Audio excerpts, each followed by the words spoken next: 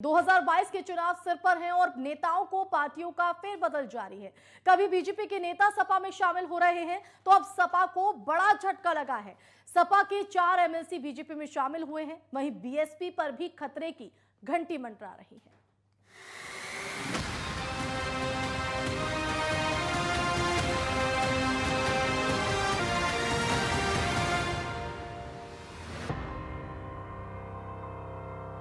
उत्तर प्रदेश विधानसभा चुनाव से पहले समाजवादी पार्टी को बड़ा झटका लगा है। पार्टी के 4 एमएलसी ने पार्टी छोड़कर बीजेपी ज्वाइन कर ली है और जिन लोगों ने सपा छोड़ी वो रविशंकर पप्पू, सीपी चंद, नरेंद्र भाटी, रमा निरंजन हैं। इनके अलावा बीएसपी के भी कुछ एमएलसी के नामों पर चर्चा हो रही है जो बीजेपी में शामिल हो सकते हैं। ये सभी विधान परिषद के सदस्य हैं जो स्थानीय निकायों के माध्यम से चुने गए थे। उनका कार्यकाल अगले साल मार्च में समाप्त हो रहा है और पार्टी सूत्रों के मुताबिक इन 10 नेताओं के नामों को उत्तर प्रदेश बीजेपी की नवगठित ज्वाइनिंग कमेटी ने हरी झंडी दे दी थी और इन सभी नेताओं का अपने अपने क्षेत्रों में काफी प्रभाव है और बीजेपी के समर्थन से वो अगले साल चुनाव लड़ेंगे। जो सपा एमएलसी सपा में शामिल हुए और उनमें सबसे प्रमुख नाम रविशंकर सिंह पप्पू का नाम है। रविशंकर सिंह पप्पू पूर्व प्रधानमंत्री दिवंगत चंद्रशेखर के भतीजे हैं। इसी पर देखिए रिपोर्ट।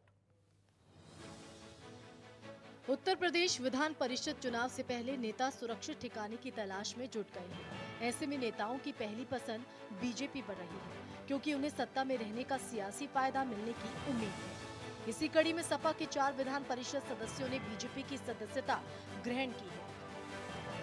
2022 के चुनाव से पहले बीजेपी ने सपा को बड़ा झटका दिया है। पार्टी के 4 एमएलसी ने पार्टी छोड़कर बीजेपी ज्वाइन कर ली है। जिन लोगों ने सपा छोड़ी है वो रविशंकर पप्पू, सीपी चंद, नरेंद्र भाटी, रमा निरंजन है।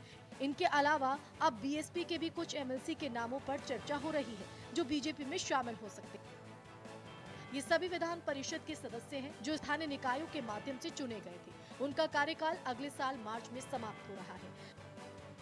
नोएडा से सपा एमएलसी नरेंद्र भाटी ने भी बीजेपी की सदस्यता ली है जो पूर्व सीएम मुलायम सिंह यादव के करीबी माने जाते हैं।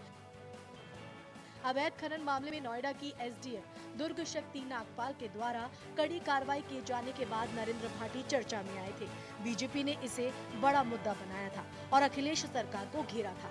विधान परिषद में स्थानीय निकाय क्षेत्रों के चुनाव में सत्ता में रहने वाली पार्टी को सियासी फायदा मिलता रहा है।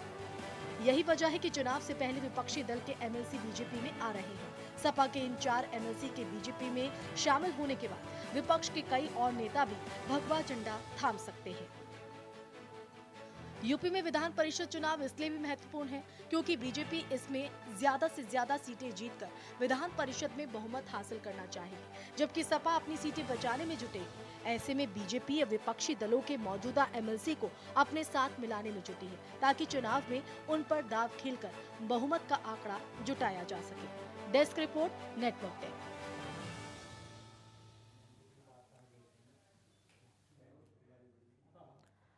तो अगले साल विधानसभा चुनाव है और विधानसभा चुनावों से पहले निकाय चुनावों को लेकर भी सुगबुगाहट तेज हो चली है और दल बदल की राजनीति लगातार जारी है और इसी बीच समाजवादी पार्टी को बड़ा झटका लगा है। और ज्यादा जानकारी के लिए रुख करेंगे हमारे संवाददाता राजकुमार चौधरी हमारे साथ लाइव जुड़ गए हैं। राजकुमार, एक बार फिर से बीजेपी की तरफ से समाजवादी पार्टी को बड़ा झटका, 4 एमएलसी बीजेपी में शामिल।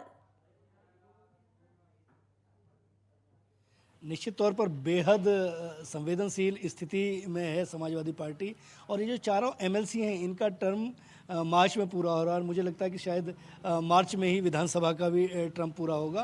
तो कहीं ना कहीं एक आशा बहुत बेहतर तरीके से इसको देखा जाना चाहिए क्योंकि एक विचारधारा होती है और नरेंद्र भाटी के मामले में तो अगर पीछे इतिहास के पन्नों को पलटें तो पिछले विधानसभा चुनाव में क्योंकि दुर्गा शक्ति नागपाल के साथ जो उनका टकराव की जो स्थिति रही ग्रेटर नोएडा की, उसको मुद्दा बनाया था भारतीय जनता पार्टी ने और आज वो कहीं ना कहीं भारतीय जनता पार्टी के रंग में रंगे हुए बिल्कुल नजर आ रहे हैं। हालांकि भारतीय जनता पार्टी ने अपने यहाँ जिन नेताओं को डिप्यूट कराना है, जिन लोगों को लेना है, उसके लिए एक स्कैनिंग कमेटी बनाई है। 3 लोगों की एक स्कैनिंग कमेटी है। उस स्कैनिंग कमेटी के सामने इनका सबका बायोडाटा गया और पिछले 24 घंटे से इस बात के कयास लगाए जा रहे थे कि इन्हें शामिल कराया जाए ना कराया जाए और अंततः आज पर्दा उठ गया और चारों ने कहीं ना कहीं भारतीय जनता पार्टी का दामन थाम लिया। आज एक बेहद रोचक स्थिति तब बनी कि जब स्वतंत्र देव सिंह ने उसमें प्रेस कॉन्फ्रेंस में कहा, चुटकी ली कि शायद आज अखिलेश यादव को नींद नहीं आएगी और राजनीति कहीं ना कहीं एक बहुत बेहतर